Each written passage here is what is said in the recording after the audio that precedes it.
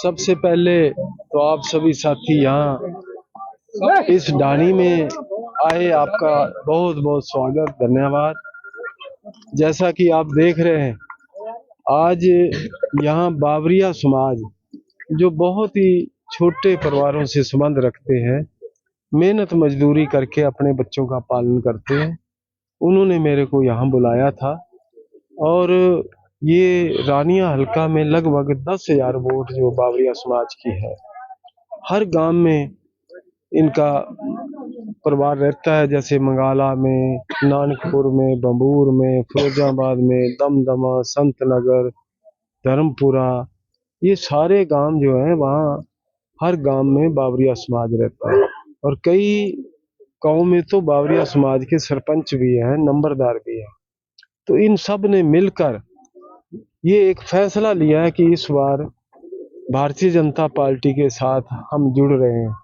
जुड़ने का कारण ये है कि बावरिया समाज के एक जो इस परिवार से निकला हुआ राजेंद्र सिंह देसूजोदा जो कालांवाली से चुनाव लड़ रहा है, इनकी ये सोच है कि भारतीय जनता पार्टी ने हमारे समाज को बहुत बड़ा मान तान दिया है और टिकट देकर नवाजा है।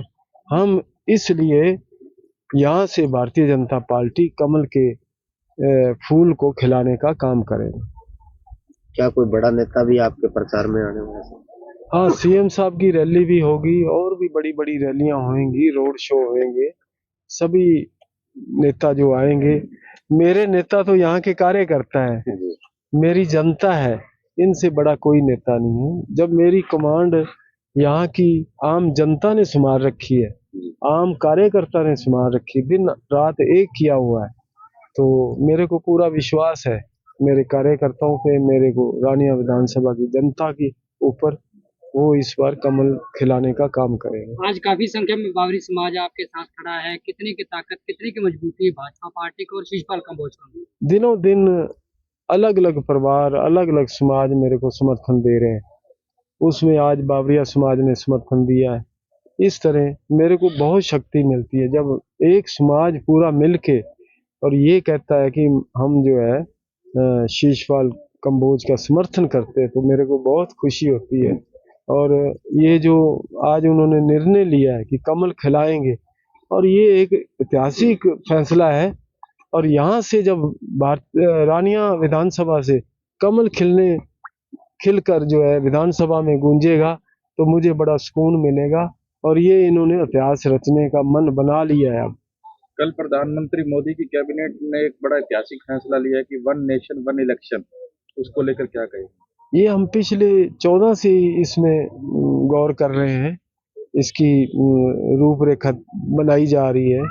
और माननीय नरेंद्र भाई मोदी जी की ये सोच है कि ये जो बार बार इलेक्शन आते हैं, खर्चा बहुत होता है, आचार संहिता लग जाती है, विकास रुक जाता है, लोगों को परेशानी होती है, तो इस चीज को वो खत्म करने के लिए हमारी भारतीय जनता पार्टी का प्रयास है कि 1 नेशन 1 इलेक्शन, यानी सारा इलेक्शन जो है एक ही समय में हो और एक समय में ही विकास काम शुरू हो जाए, एक समय में ही आचार संहिता लागू हो। विपक्ष इसे ठीक नहीं मानता। विपक्ष तो कुछ भी ठीक नहीं मांगता, वो तो ये भी कहते हैं कि ये जो विकास करवा रहे हैं ये भी गलत करवा रहे हैं। अब हमने कुत्तेवाड़ वाली पुल बनाई है, आज वो बन के तैयार है, किसी ने मांग नहीं की थी मेरे पास। 16 में जब मनोहर लाल जी आए थे तो उस टाइम एक ही स्टोन लगा था रानिया में, और वो था कुत्तेवाड़ पुल। ऐसे काम ये करके खुश नहीं। ये जो कांग्रेस इनलो वाले हैं, इनको याद नहीं रहता, जब ये सत्ता में आ जाते हैं तो अंधे हो जाते हैं। ये लोग जब सब डिवीजन बनाया तो इन्होंने एलनाबाद क्यों बनाया? बिल्कुल बॉर्डर पे। हक किसका था आप ही बताओ? रानिया का हक था, क्योंकि रानिया सेंटर में पड़ता था। वहां इसलिए बनाया कि इनके परिवार रहते हैं, इनकी जमीनें हैं।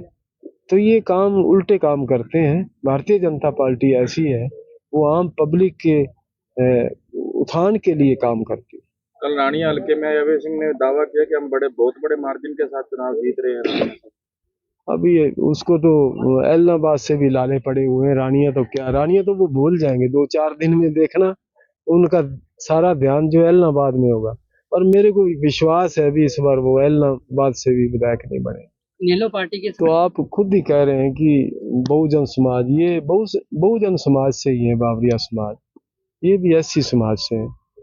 तो ये कोई एक नेता आ गया तो उसके कहने पे थोड़ा, यहाँ जो बावरिया समाज है और जो एससी समाज है, ये सारा समाज जो है बहुजन समाज में आता है। तो ये कहना कि वो बड़े नेता आ गए और एक तरफा हो जाए, कुछ नहीं होने वाला। जो मन बना लिया यहाँ की जनता ने, एक तरफा माहौल बना देंगे और यहाँ से हम भारी मतों भगवान से। की दया से अगर आप विधायक बनते हो रानिया से तो पहली कलम से क्या उपमंडल का परिषद दिलाते हो? हाँ, वो मेरे मन में है और मुझे उम्मीद है वो मेरी कलम से ही बनेगा।